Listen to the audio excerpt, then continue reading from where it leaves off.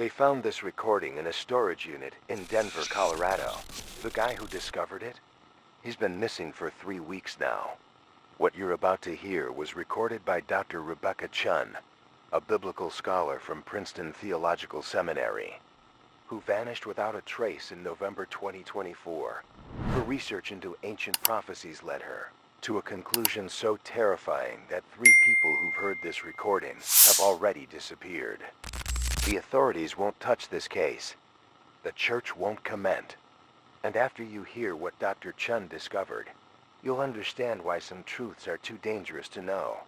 This is her final recording, found on a cassette tape hidden inside a hollowed-out copy of the King James Bible. Listen carefully, because what she uncovered about the identity of the Antichrist will change everything you thought you knew about good and evil in our world. It's October 15th, 2024.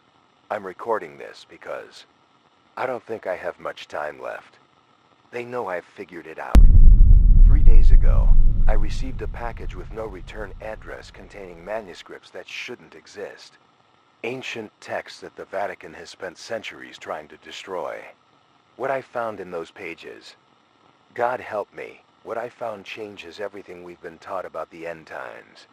For 20 years, I've studied biblical prophecy. I've read every interpretation of Revelation, every scholarly analysis of the Antichrist's coming. We've all been looking for the obvious signs: wars, disasters, a charismatic political leader rising from nowhere. But what if we've been looking in completely the wrong direction? What if the greatest deception isn't that the Antichrist will appear evil, but that he'll appear as the most beloved figure of our time? The manuscripts I received are fragments of what scholars call the lost Gospel of Judas, not the one found in Egypt, but the real one. The one that reveals the true nature of the final deception. According to these texts, the Antichrist won't come as a dictator or a conqueror.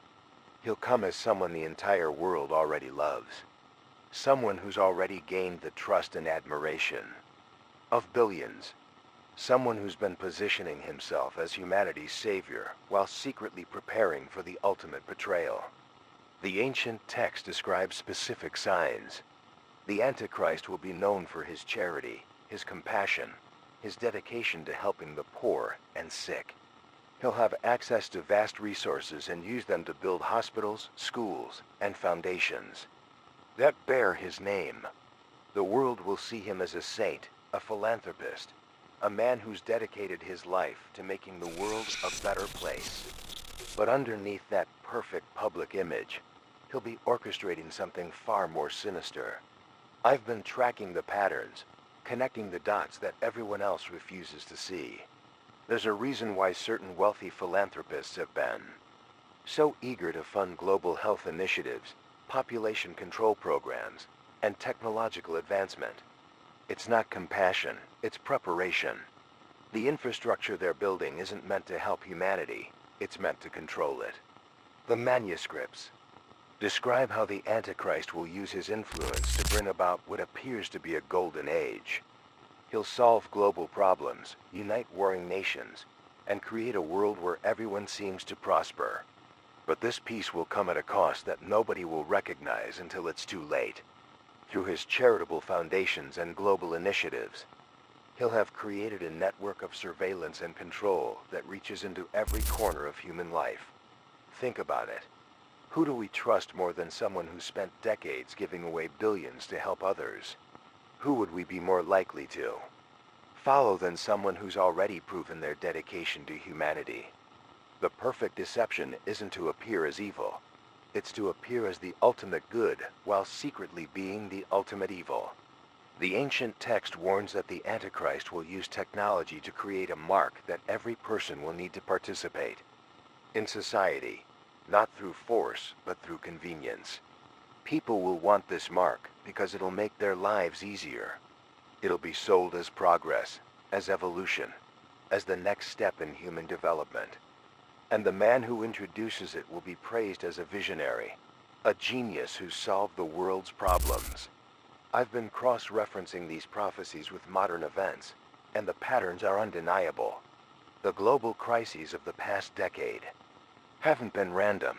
They've been orchestrated.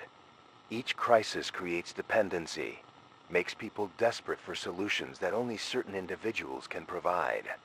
The same individuals who've been building their reputations as humanity's greatest benefactors. What scares me most is how perfectly it all fits. The ancient texts describe a man who will unite the world under the banner of peace and prosperity. Someone who'll solve hunger, disease, and poverty. Someone who'll bring order to chaos and hope to despair. The world will worship him, not because they're forced to, but because they'll genuinely believe he's their savior. I've been digging deeper into the identities of the world's most beloved philanthropists, and what I've found is terrifying. The man I believe to be the Antichrist has been preparing for decades. His charitable work isn't random, it's strategic. Every hospital he's built, every school he's funded, every global health initiative he's supported has been designed to create dependency. To make the world rely on his systems, his technology, his vision for the future. The manuscripts describe how the Antichrist will present himself as humanity's greatest friend, while secretly being its greatest enemy. He'll use his wealth and influence to solve problems that he secretly helped create. The pandemics, the economic crises, the social unrest, they're not random events. They're orchestrated chaos designed to make people desperate for a savior. I've identified 3 key figures who fit the ancient prophecies perfectly. All of them are known for their philanthropy. All of them have access to the kind of resources needed to implement global control systems. And all of them have been pushing technologies that could easily be used to monitor and control human behavior. The scariest part is how much we already trust these people. They've spent decades building their reputations, proving their dedication to helping others. When one of them finally reveals the true nature of their plan, people won't resist. They'll embrace it.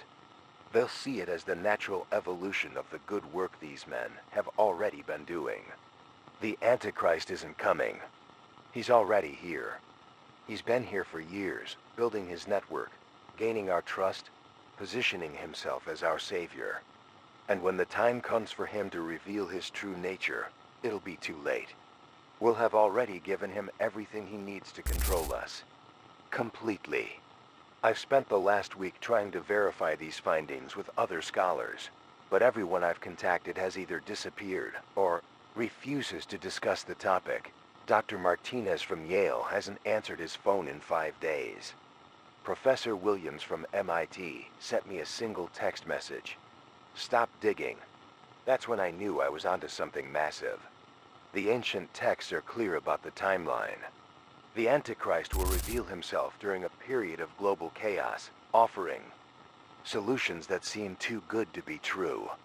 He'll promise to end suffering, eliminate poverty, and bring peace to the world.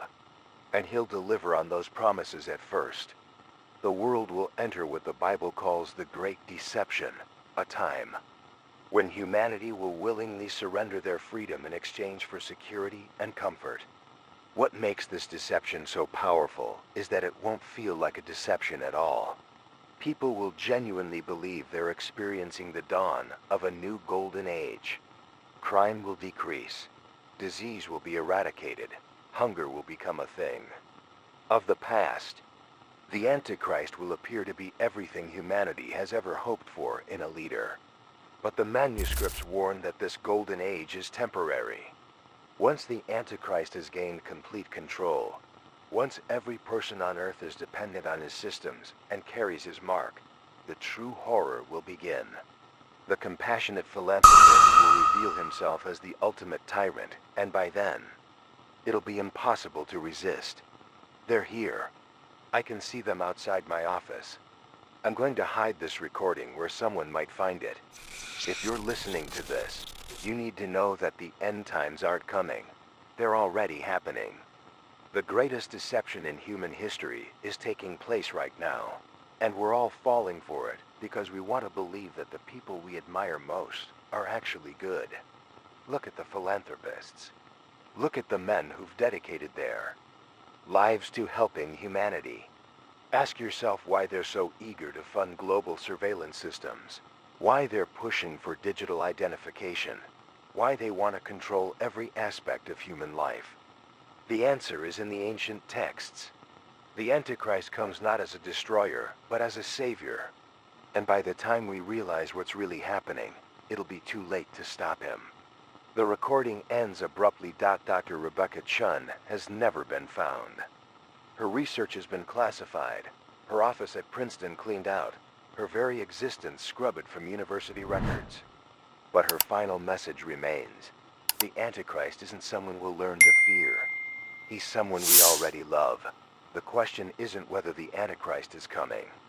The question is, which of the world's most beloved figures is he, and how long before his true nature is revealed?